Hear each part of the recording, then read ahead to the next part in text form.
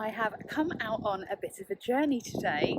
I've come all the way back to my hometown of Luton, and I've come to view the lace tree installation at Stockwood Park, which is the park that I spent most of my childhood summers running around and just having general fun in. In fact, I was very fortunate enough to have grown up in a house that backs onto this park. And it is an absolute pleasure to come back. I'm going to be joined today by Jackie, who's an old friend of mine from when I lived in Luton and when I was a child as well.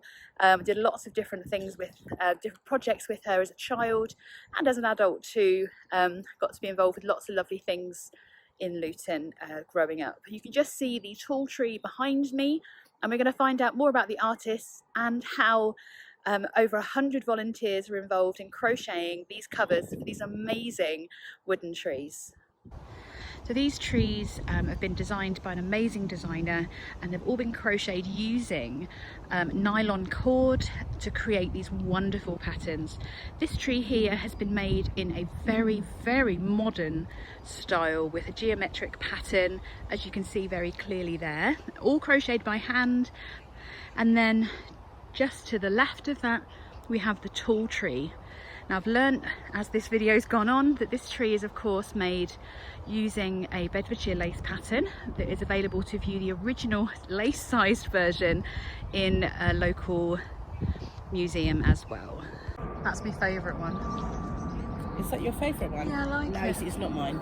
Oh, okay. Right, so tell me everything about this phenomenal project. You said it started as... Well, what it was a commission with Arts Council funding to bring some artists over from America to work on a project with local community. Then we had COVID. So what we decided to do was during COVID, we get people to crochet at home. So we put a call out, we sent emails to all the local crochet groups, all the way up to the north of England, down to the far south of England, and anybody that wanted to take part could take part. We had 109 people sign up to do the crochet,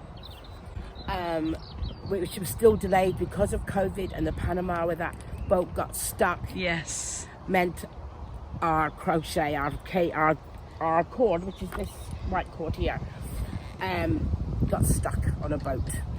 So we didn't actually start the crochet till May last year.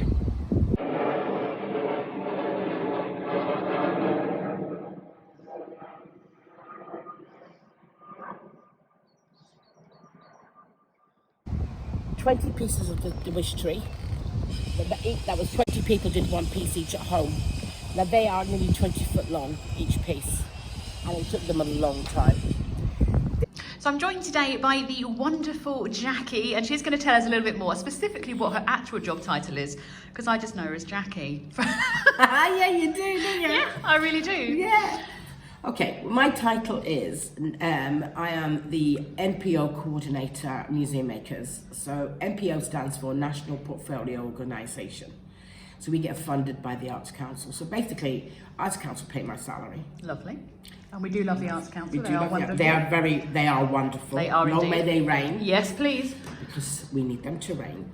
And I'm based at Wardown House Museum and Gallery and run the volunteer programme, which is Museum Makers.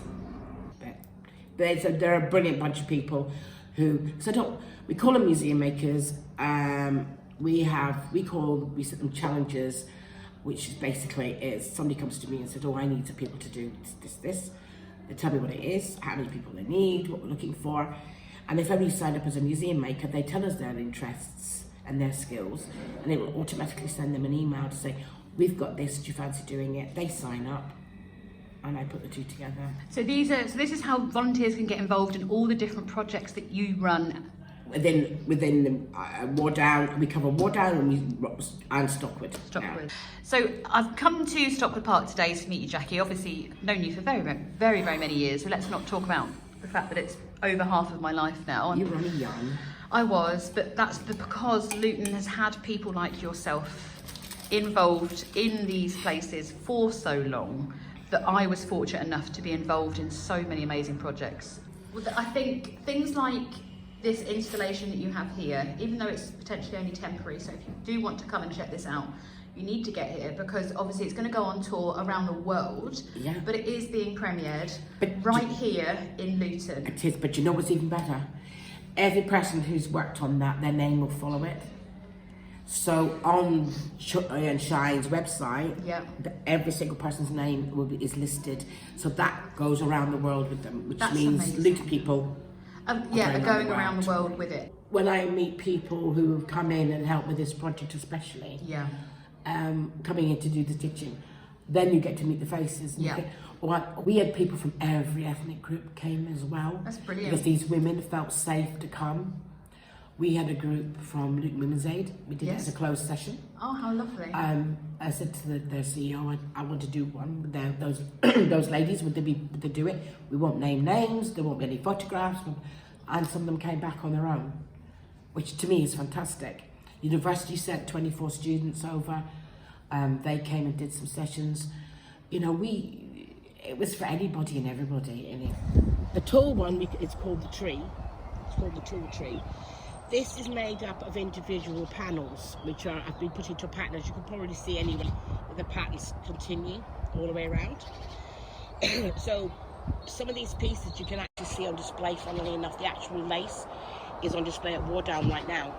And I spotted one of those pieces on the display at Wardown. So each of those pieces, there are 140 pieces, individual pieces. Some people had to make 2, some people made 1, but each is approximately 1 meter square.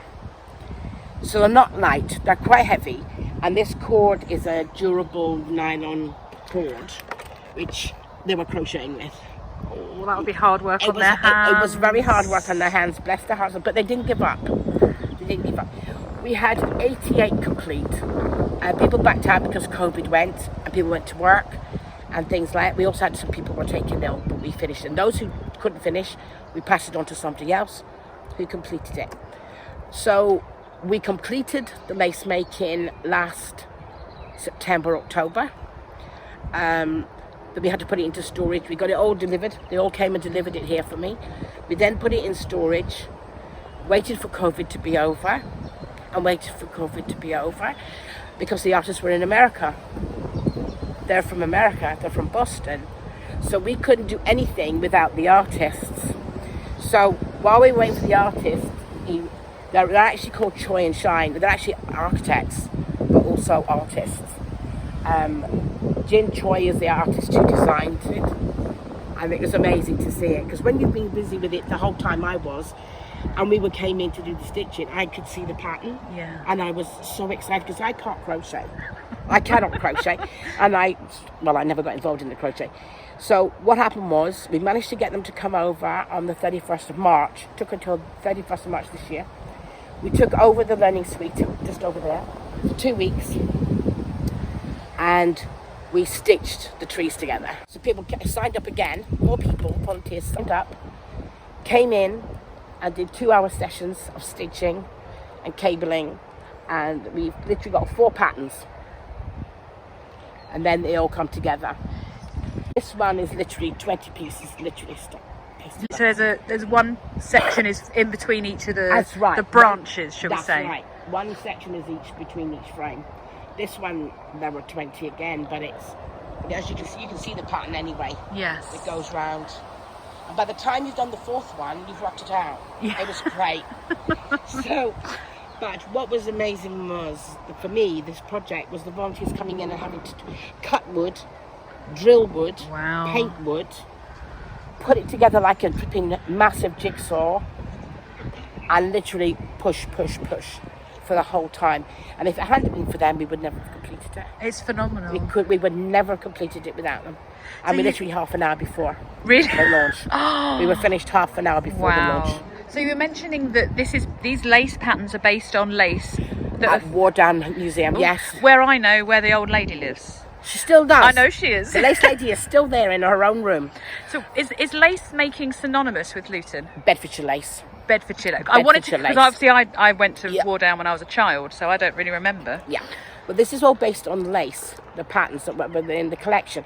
So when Jin and Thomas were over, they were looking at the patterns, and that's where she got her idea from. That's what the tall tree is. The tall tree is a replication. Not the wish tree. That's very modern, that one, isn't it? This is... Maybe because I'm old. I Well, like the old one. I know how much work has gone into that. The detail, I might walk around and have a look at a close-up, because if you look, beautiful, I'm pointing at the screen here, but it's fantastic. It's like, it's just so pretty. It is. It's absolutely wonderful. And this is a pattern of lace that you can find in the Wardown, what is it again? This is a full name. Lace, Wardown House Museum and Gallery. Wardown House But it's a Museum piece, and Gallery. and actually there's an exhibition on the moment called Lace in Fashion at Wardown at the minute. That was also curated by museum makers.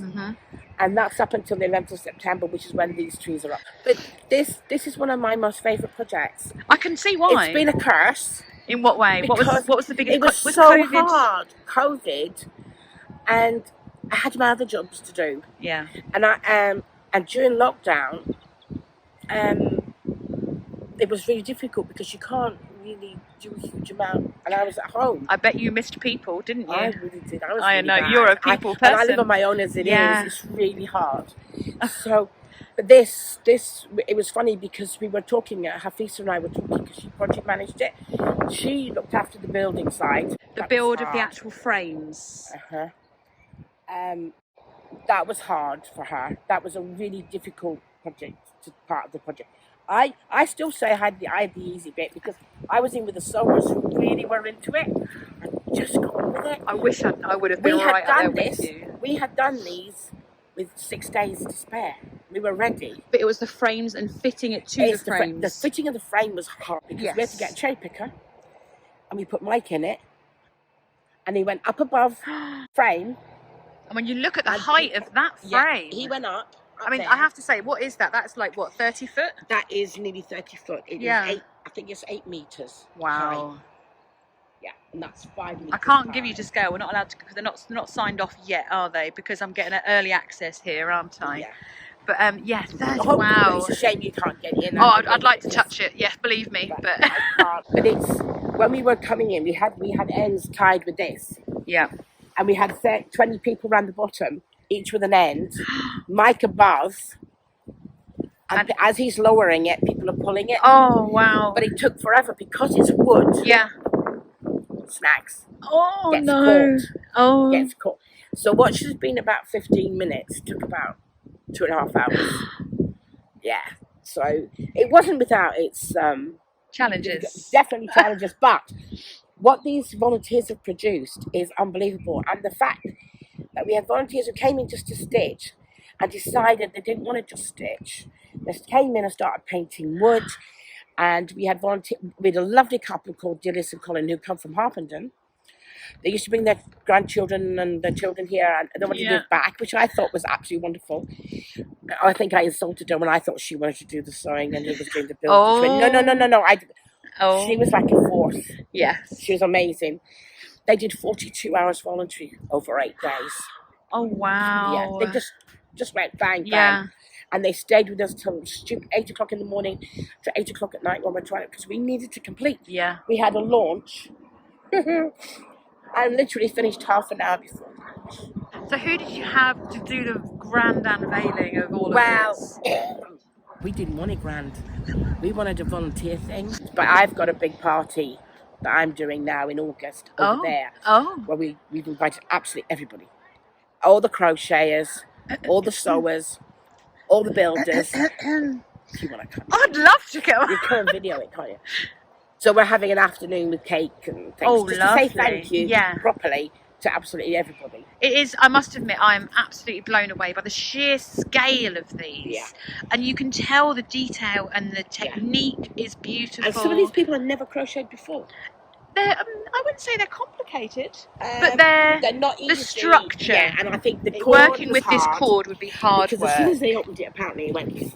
Oh no! And they had to put it in boxes and all sorts of stuff. Bless them. But some people almost gave up, but they didn't. They spoke to each other. Yeah, and kept each other going. And they kept each other going. Friendships were made. Oh. New skills were learned. Of course. And it's just loneliness was we conquered loneliness. There was mental health issues that we helped with.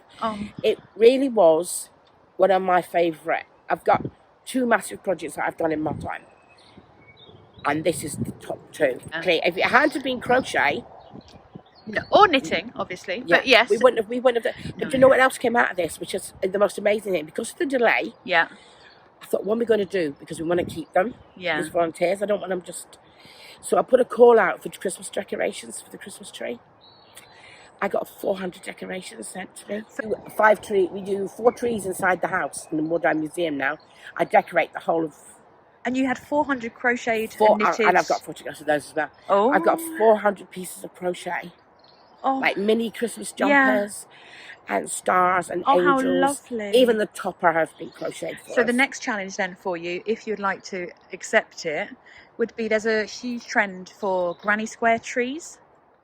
And the whole thing is a big cone covered in granny squares. I'll show you pictures and I'll be happy to get involved with that one. But what was lovely is the fact that they've taken ownership of it. Yeah. And they're so proud of it. I'm not surprised. A huge thank you for Jackie for taking the time out of her extremely busy day when she's running such huge events and exhibitions and huge installations like these ones today.